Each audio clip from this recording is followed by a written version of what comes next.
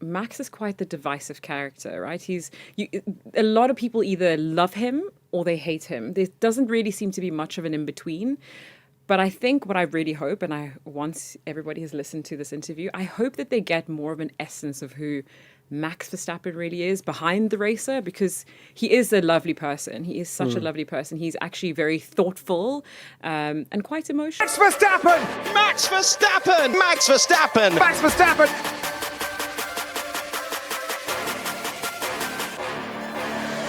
Naomi Schiff drops a bombshell about Max Verstappen, and what she said right before his home race turned into a disaster is something almost nobody in the F1 paddock expected. After Max Verstappen walked away from a brutal first-lap crash at Zandvoort, her words are now hitting very differently, sending shockwaves through the F1 world. While plenty of critics have already started writing Max off because of his massive championship deficit and Red Bull's ongoing struggles, Naomi Schiff sees things very differently. She insists Max should not be counted out of the 2026 title fight, despite the huge points gap. Her message was clear: nothing is impossible.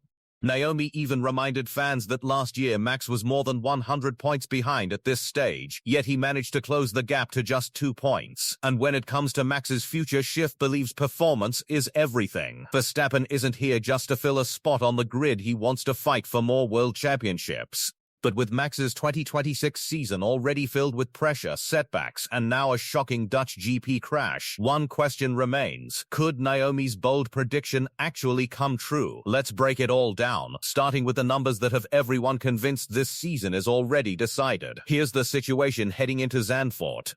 Verstappen arrived at his home race sitting 110 points behind championship leader Kimi Antonelli. For context, that's the kind of gap that usually ends title conversations by August. Red Bull has been openly struggling to adapt to F1's new regulations this year, and for a lot of critics that was the final nail. Max was done, they said, and it was time to start talking about 2027. Naomi Schiff wasn't having it. On air, she pushed back directly on the idea that you can calculate a driver out of contention just by staring at a points table. Her reasoning wasn't just optimism for optimism's sake, she had a receipt. Schiff pointed out that at this exact point last season, at this exact track, Verstappen was over 100 points behind Oscar Piastri, and somehow he clawed that deficit down to just 2 points by the end of the year, before ultimately losing the title to Lando Norris. Her message, in her own words: nothing is impossible. That's not a throwaway line. It's a reminder that in modern F1, championship momentum can swing hard and fast in the second half of a season, and Red Bull has shown flashes of exactly that kind of swing before. Schiff didn't just lean on last year's comeback as a nice story. She backed it up with what's actually been happening on track in recent weeks. Despite Red Bull's rocky start to the RB22 era, Verstappen has quietly strung together a string of strong results heading into the summer break: a second-place finish in Austria, another podium in Hungary, and a third-place run at Spa. That's not the form of a driver who's given up, and it's not the form of a team that's stuck. It's a team that's clawing its way back into relevance, race by race. That's the part critics tend to skip over. It's easy to point at a 110-point gap and call the season over. It's harder to notice that the trend line is pointing the wrong way for everyone hoping Red Bull stays down. Think about what that run of results actually means in practical terms. A podium isn't just points on a table, it's proof that the car is finally capable of hanging with the front runners on a good weekend.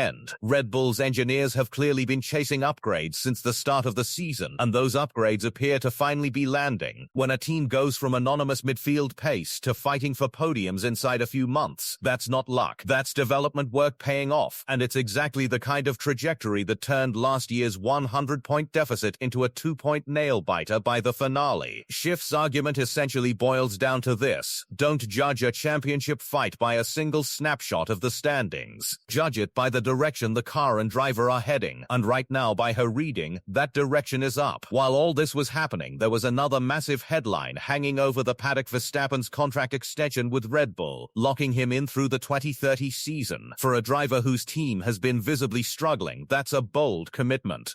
So naturally, Schiff was asked about it. Her answer told you everything about how she reads Verstappen as a competitor. She explained that contract security isn't really what drives someone like Max. According to Schiff, performance is the only currency that matters to him. He has no interest in simply occupying a seat on the grid. He wants to be fighting for championships, full stop. In other words, Max didn't sign through 2030 because he needed the paycheck or the stability. He signed because he still believes Red Bull can get back to the front, and he wants to be the one driving it there. Just hours after that broadcast, the Dutch Grand Prix itself turned into a nightmare for Verstappen and his home fans. On the opening lap, coming through Zandvoort's banked final corner on a still damp track, Max lost the rear of his Red Bull, speared into the wall and slid back across the circuit, ending his race before he'd even completed a single lap. The incident was serious enough to red flag the race entirely. Verstappen was uninjured and quickly confirmed he was okay. But the damage to his championship hopes was immediate, and it capped off what was already, by his own admission, a difficult weekend at home. It's the kind of moment that makes Schiff's pre-race comments look almost prophetic in reverse. She said the deficit wasn't insurmountable, and then Max's car ended up in pieces against a wall before the first lap was even over. If anything, it raises the stakes on everything she said. Can Red Bull recover from this the way they clawed back last year, or was Zandvoort the moment the comeback narrative quietly died? If you want more of Schiff's unfiltered take on all of this, she doesn't stop at the broadcast desk. She co-hosts the Up to Speed podcast alongside F1 veterans Will Buxton and David Coulthard. I don't think it's a simple run-in to the end of the year. It's high stress. He's doing it, he's been doing it, and he's proving that he can do it. Naomi Schiff drops a bombshell about Kimi Antonelli that nobody expected, and she has also sent a warning to George Russell and Mercedes. According to Schiff, Kimi is no longer the little brother at Mercedes. He is not intimidated by Russell. He is willing to race aggressively, and he is proving that he belongs at the very top of Formula One. Schiff also believes the media needs to stop treating Kimi as just a teenage sensation. His relaxed mindset, his natural speed, and his incredible championship mentality are already setting him apart from the rest of the grid. And even after losing his chance at victory in the British Grand Prix, Nothing broken.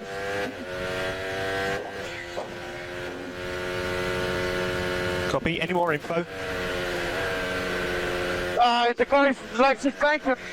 I don't know. Kimi was desperate to stay out on track and fight for just a single point. Of mentality Schiff believes is exactly what you need to become a world champion. That could be a serious warning for Russell and for Mercedes. So what exactly did Naomi Schiff say, and why is it sending shockwaves through the paddock? Let's break it all down. For months, the story inside Mercedes was simple. George Russell was the leader. Kimi Antonelli was the rookie talented, but still finding his feet, still seen as the little brother figure in the garage. Naomi Schiff says that story is officially over. Speaking about a Fed, Antonelli is showing that he refuses to be intimidated by Russell's defensive driving. Her exact words were telling, Kimi, she explained. Made it clear that he wasn't going to be pushed around or treated like the junior driver anymore. She's describing a psychological shift the moment a rookie stops playing a supporting role and starts racing like a title contender. And that shift doesn't happen by accident.